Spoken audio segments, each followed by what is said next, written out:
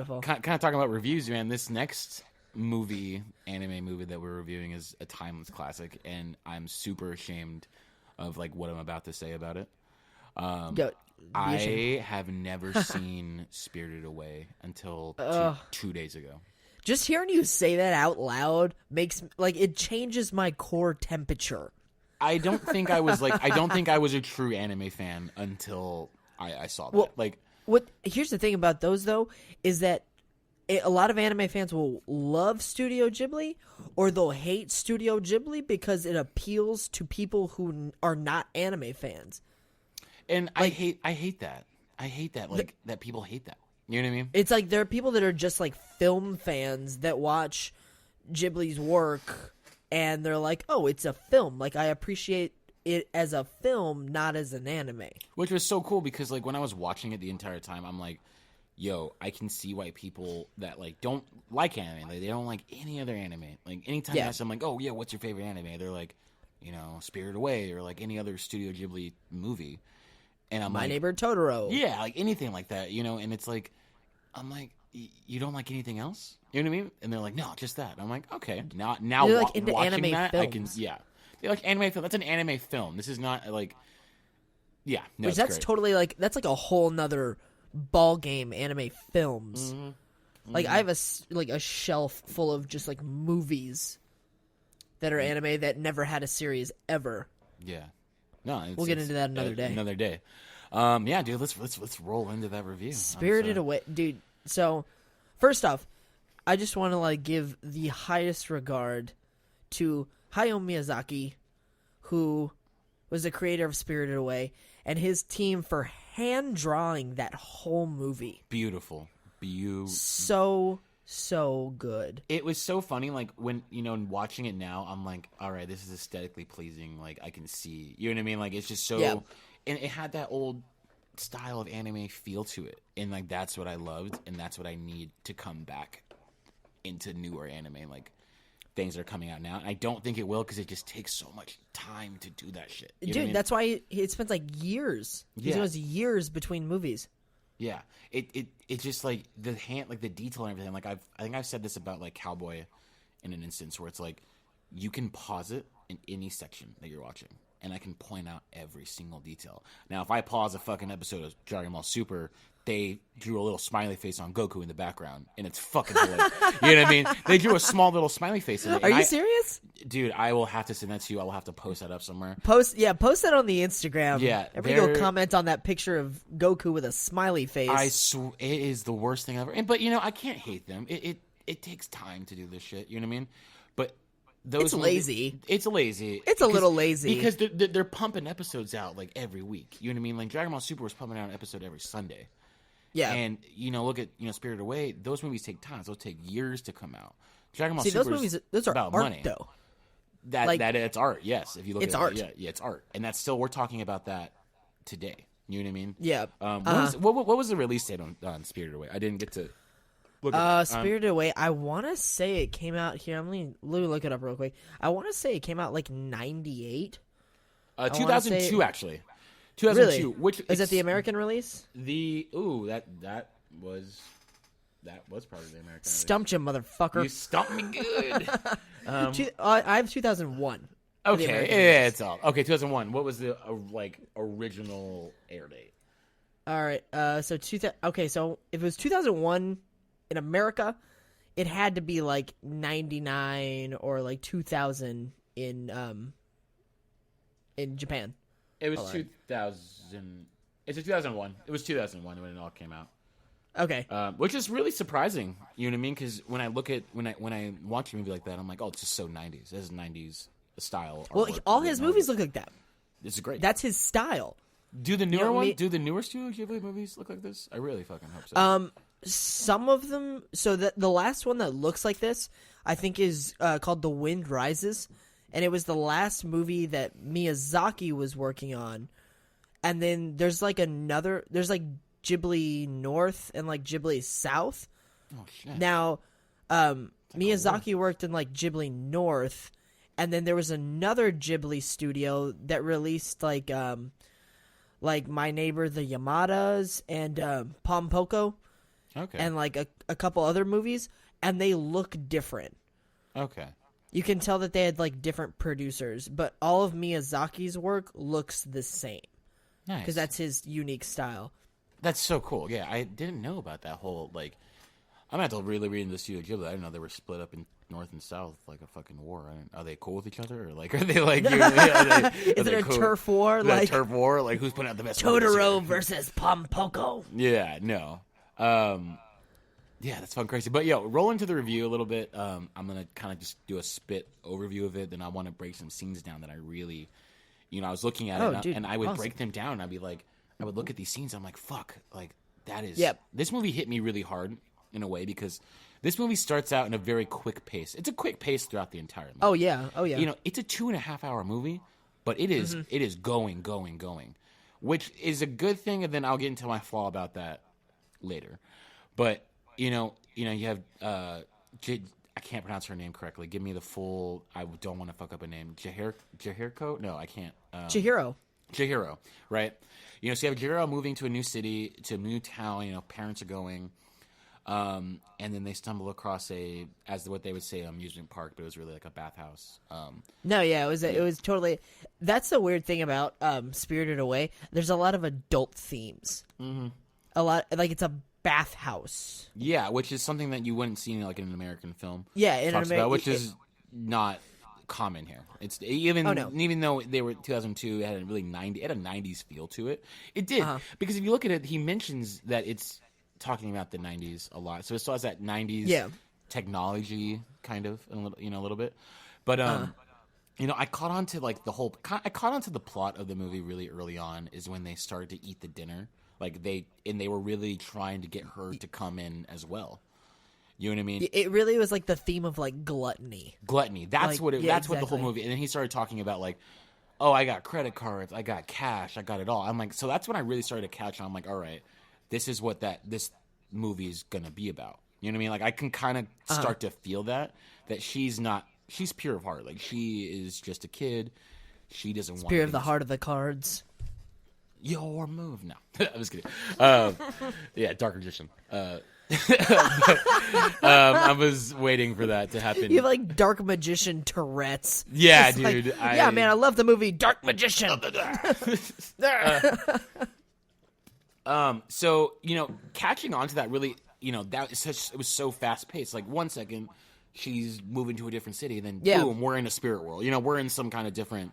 No, yeah, it changed world. quick. It really quick. Super quick. And it was like boom, going. The night's falling. You have Haku coming out. Like, oh, you're not supposed to be here. Like, let me put you. And I was like, what the fuck is happening? You know what I mean? I was like, because I didn't know that was happening.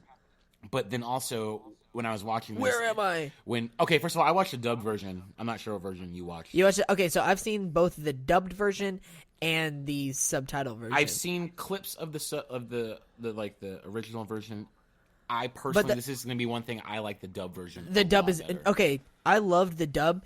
They also aired the dub all the time on Cartoon Network. Do you remember that? Okay, no, I haven't. This is the first time I've ever fucking seen it. You know what I mean? So it's like I wouldn't have. They would do those like Yeah. Cartoon Network like movie nights like on Fridays, and one of them they aired Spirited Away, and it was awesome. Nice. Actually, No. I'm not gonna lie, it scared the shit out of me the first time I watched bet. it. Some of the things that you see in this movie, scare the shit out of me. Not now. I don't. But it's like, yo, this is. Oh, back then, No Face scared the crap out of me. The radish fucking spirit looked fucking crazy Yeah. to me. You know what I mean? Like the fucking radish spirit was weird looking. That was the funniest. That was Like I can't eat radishes anymore. Yeah, I'm like, well, I never did, but it's like I don't eat radishes either. Radishes are disgusting. The fuck radishes. I probably had meals with them. I just don't notice they're in there. But Yeah, you just shovel it all in. But yeah. Oh, I was gonna say this earlier. Is that when I watched the dub version. The reason I brought that up was. Yep. It was like, oh, my name's Haku. I was like samurai. I wanted them to. I just kept on thinking Samurai Jack every time they said Haku. I was like, oh my god. Oh, that's funny. I wish you That's did. funny. I wish you did an impression of Haku. I need you to go learn an impression of Haku right now. Okay. Next episode, Next episode, please, because this is gonna be like one of the first episodes where we don't. I mean, we don't have an impression. I would need you to fucking. Yeah, dude. Sad impressions. Yeah, We'll figure it out. Yeah. But yeah, no, dude. Like I said, it was moving. Like things were happening so fast, and I'm like, oh shit, her parents are pigs. Oh shit, the night's Oh falling. shit. Like Her parents are pigs, and now she can't tell which one's who. oh yeah, and you know what was so like great this movie? Like so after everything happened, you know, she went to the witch. Which can you please? Like I said, I fucked up. Yababa. Yababa. I was gonna call her Bazabibi. Who for is some fucking absolutely reason. terrifying, by the way. Terrifying, but Disgusting. Disgusting. It's. I was gonna call her Bibbidi for some fucking reason. I fucking can't. She is kind of like a Bobbity character right there. Yeah. So you know she meets the witch. And she's accepting all of this, which is blowing my mind. This is very younger. She's accepting all of it. All right. Which it brings it to me to like my theme of the entire movie that like you as a person should just accept a lot of the bullshit that's happening to you. That's how I was looking at it. I don't know if I'm looking too much. I wonder if like any other Japanese 8-year-old saw that movie and was like, I just gotta accept the bullshit. That's it. I just have to accept the shit in my life. No. Now thinking about like 3rd grade sucks, just accept that shit. 3rd grade sucks, just fucking accept that. But you know, she's accepting that, and then when she takes her name and it's basically like, okay, you're Sin now. Or I forgot her fucking name throughout the movie. Because it wasn't you like she started losing her name and you lost her name. I lost her name. Like there was a scene towards the end when they said her name. I'm like, oh fuck, that's it. I was like, what do they do to me? I was like, what did this movie? I don't know if you remember that exchange between her and Haku, and he's like, your name is Chihiro. You have to remember it if you're gonna get home. Please and eat like your food, like you know what I mean, eat normal food. Or else you're gonna float away. Yeah, it. Oh, dude, total side note on the voice actor for the dubbed version. You've seen it. Yes. Right? That is the same exact voice actor who voices Chester McBadbat in Fairy Odd Parents, and it bothered me throughout the entire fucking movie. Which voice? Haku. Hold on. He voiced Haku. Hold on. You said Chester McBadbat? From Very Odd Parents. Hold on. I'm Googling Chester McBadbat right now. For the love of God. And when you see it, you're going to be like, oh. You're going to see it. I forgot his name was McBadbat. Oh my God. Yeah, I just watched that I watched the whole movie because I guess this is one of my movies that I prefer to watch it in dub. And I watched it and I was like, holy shit. That's Chester McBadbat. Like I was like, that's Chester from fucking Fairy Odd Parents, and like, dude, how? That's an unbelievable find. How did you remember that, dude? Because he's voiced like if you look at this guy's IMDb, whatever the fuck it's called, you can see he's voiced a lot of like miscellaneous characters throughout all of your fucking childhood. Yeah. That guy has voiced everybody, like not everybody, but like anything like. The side characters that wanted to talk, like miscellaneous characters. That's what it says on half of his things. It's fucking hilarious. I love the kid with the boil. Oh my God, what was his name though? I don't know. I'm just gonna look up Fairly Odd Parents Boyle. Oh my God. What is his name? Boyle kid. My favorite thing on there was Shiny Teeth and Me. Dude, Chip Skylark. Chip Skylark, your shiny teeth and me. My shiny teeth that sparkle, just like the stars in space. It was fucking great. But yeah, so rolling on to that, I forgot her name throughout the movie, and I was like, "Fuck, please, someone say it," And then there was, there's actually this one scene that I really want to touch on. Yep. I'm not sure if you remember this, and like I said, I do. It goes into. I probably do. Okay, we're doing it. It kind of. I'm dying. It kind of rolls into my theme of the movie. Like this is teaching you a lesson that you need to be more grateful. And more accepting. Like, that most was definitely. That was the whole theme. There's a scene where it was one of the stink spirits. Well, that's what they thought it was at first. That was coming towards the bathhouse. There's a scene when the stink monster is in the bath and the water handle comes down and then the rope comes down. It's in the shape of a noose. If you look at it, and I looked at that as all right, this is a human being in the worst possible situation. There is a noose that you can hang yourself to kill yourself, or face the bullshit like that evil spirit. The stink monster in the bath. You can either face your shit and just get through it, or you could take the easy way out. Wow. I looked at it like that. I don't know if I fucking thought too much into that. I don't know. No. I'm like, now that you're saying it out loud, I'm kind of like right there with you. Dude, that's what this movie's about. Like, you can face your shit, because we all have our sins, we all have our bullshit, but you have to go face what's actually in front of you. That's what that movie taught me, and I'm so happy that I watched this movie. What really resonated with me a lot of the time was that when no face. So in like Japanese folklore, apparently like the thing is you're not supposed to take money from a no face spirit. Like it's like a curse. And that's why whenever he's like handing her the bath tokens, and she's like, "Well, I don't need any. Like I'm good." He's upset about it.